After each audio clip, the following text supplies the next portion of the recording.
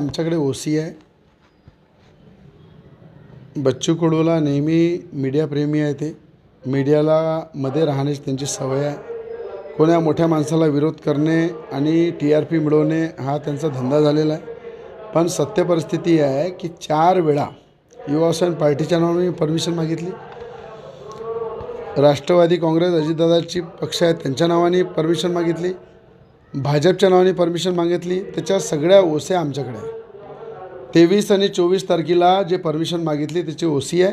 आणि शहरामध्ये एकच ग्राउंड आहे, जे ग्राउंड शहराच्या मध्य ठिकाणी आहे. आणि देशाचे गृहमंत्री आदरणीय अमित शहाजी येत आहे आणि देशाचे गृहमंत्री त्यांचे प्रोटेक्शन सिक्युरिटीच्या हिशोबाने मला असं वाटते की सायन्स कोर्सपेक्षा दुसरं कोणतं ग्राउंड नाही आहे.